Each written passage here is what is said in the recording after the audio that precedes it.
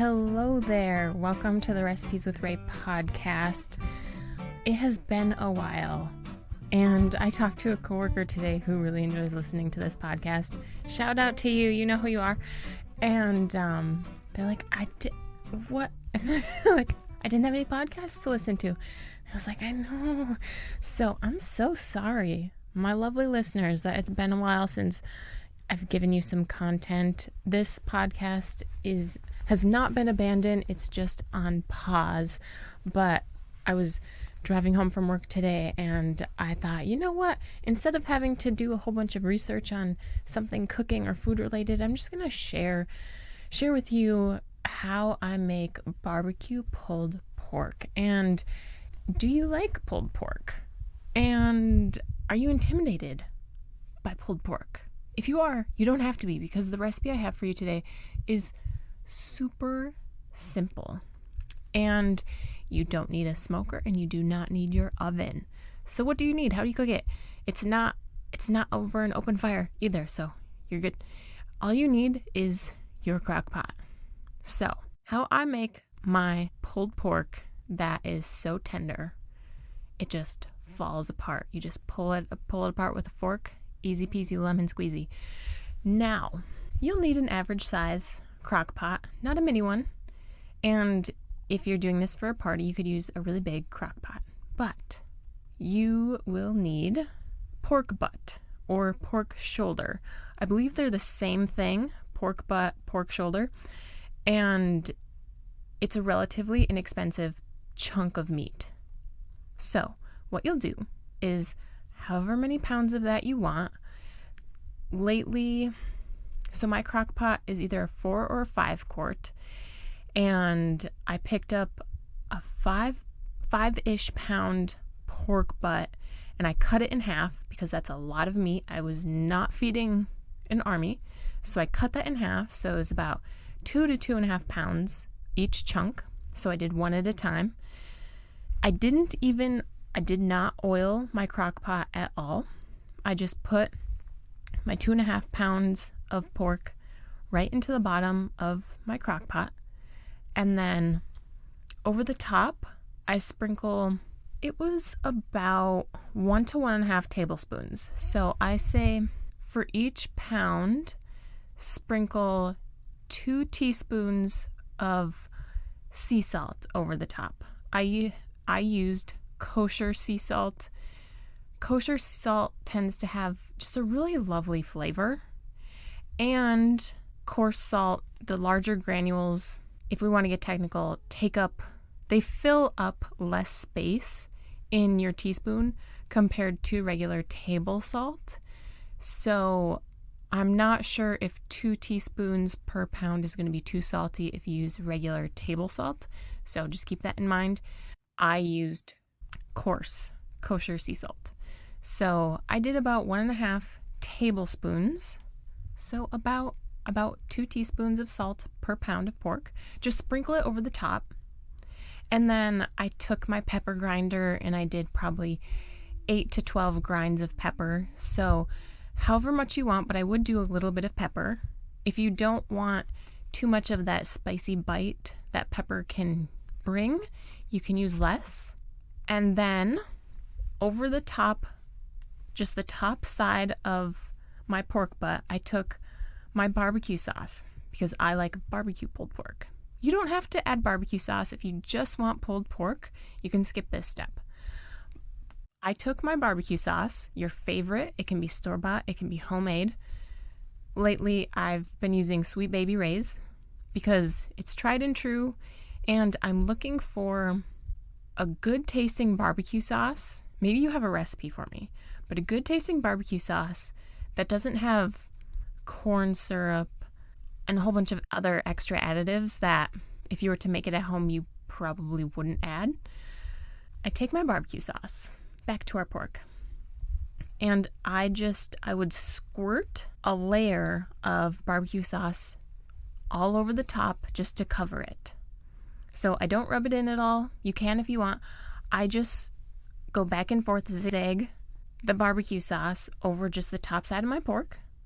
And then I add some water to my crock pot. Now, the first time I did this, I didn't know if I needed to do it. I just didn't want my pork to get stuck. I didn't want it to burn, even though you're cooking it at such a low temperature. So honestly, when I used about 2/3 to 3/4 of a pint glass of water. So that's, I don't know, I'd say per pound, you could use a half cup or a little more of water. So just to start the juices flowing, to get some moisture on the bottom of your crock pot so it's not just dry. Now, a lot of juice and fat will come out of your pork as you cook it, so the amount of liquid in the bottom of your crock pot will increase as this cooks. But some people like that juice, that au jus, if you want to make like a dipped pulled pork. Think of like an Italian beef sandwich. Sometimes people like them dipped in the juice. So if you like juice, that will be great for you. Now, both times I've made this, I've made it twice in like the past month, I start it out on high. I turn my crock pot onto high for 2 or 3 hours, but the only reason I did this was because I started my crock pot at like 11 a.m. and I wanted dinner ready at like 6 p.m. So that's the only reason I put the pork on high for the first 2 or 3 hours, because I wanted to make sure it got hot enough. It cooked through by the time I wanted it. If you can plan better than I did and you start it when you wake up in the morning, or if you start it by 8 o'clock in the morning, turn it on low and let it go all day. Now, the goal is you want the temperature of your pork to reach 200 degrees. The only reason I know this is I Googled it. I just Googled, what temperature should my pulled pork, or my pork be done in the crock pot? Or I Googled how long to cook pulled pork in the crock pot. And so the resource I used said 200 degrees is what you want it to be.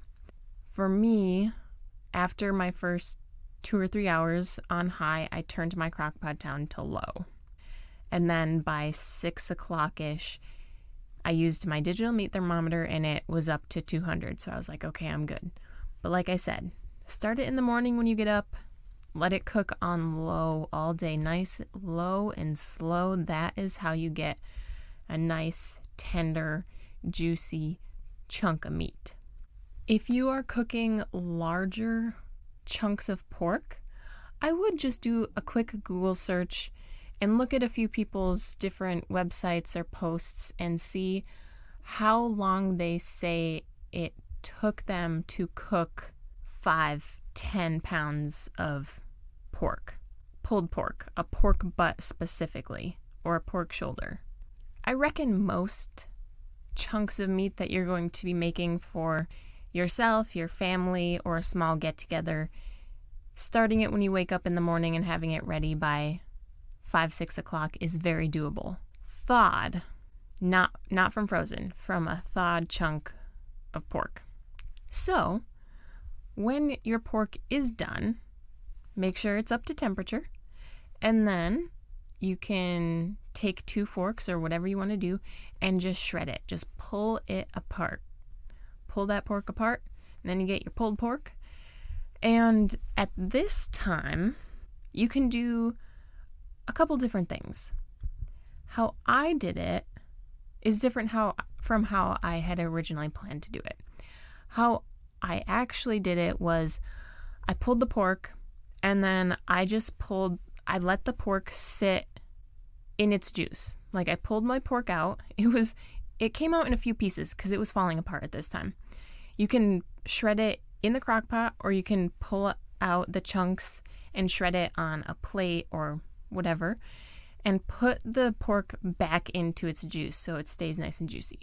And then from there, I just used some tongs and pulled the pork out and put it on my bun, and then I got more barbecue sauce and I just squirted it over the top of my sandwich, on top of the pork. And then that was my sandwich. What I had originally been thinking of doing was taking all the pork out, pulling it, and mixing in a bunch of barbecue sauce so that it's all barbecued up. I think the meat would stay juicy that way, but I do like putting the pork back into its juice so that you know it's juicy. Either way, I think is very feasible. Now, what else can you put on your pulled pork sandwich? Cheese. Cheddar is my favorite. You can do some coleslaw. Coleslaw with barbecue pulled pork they're just meant to be together, in my humble opinion. You could do some onions. You could do raw onions. You could do caramelized red onion. You could do French fried onion. Get some crunch on there. What else could you do? Those are the 3 things that I can think of. 4 things. Cheese, coleslaw, onions, caramelized, crunchy. So 3 things, but just onions in various different forms. And a reason that I love this recipe is multiple reasons. It's a set it and forget it. Literally, you just plop your pork in, some salt, some pepper, some barbecue sauce, some water, lid on, let it go all day. Just go about your business. And then it's super quick to shred because it just basically falls apart. And then you're ready to serve it up. Second, it's great for summertime when, again, you're probably busy. You don't want to be inside cooking. You just want to be outside enjoying the weather, hanging out with people. Third reason, it's easy to make a lot of. Like, you can put a pretty big chunk of pork into your crock pot. So you can make a lot of food with very little effort. Fourth reason, it doesn't heat up your house. You don't have to turn your oven on. I understand some people like to smoke and they like to grill, like smoke their meats and grill. And if you do, that's great. But if you don't have a smoker, you don't want to buy a smoker, you don't want to put in that time and do all that, crock pot is great. And a pork shoulder, like I mentioned earlier, is a relatively cheap cut of meat per pound. So it's pretty budget friendly. And leftovers, if you have any, they freeze really well. So whatever is left, like I have some frozen in my freezer right now. I had made pulled pork 2 times, like I said, in a month, and the second time around I was like, I don't want to eat any more of this because I just finished eating the last that I made. So I took what I had, including some juice, put it in a Tupperware container, stuck it in the fridge.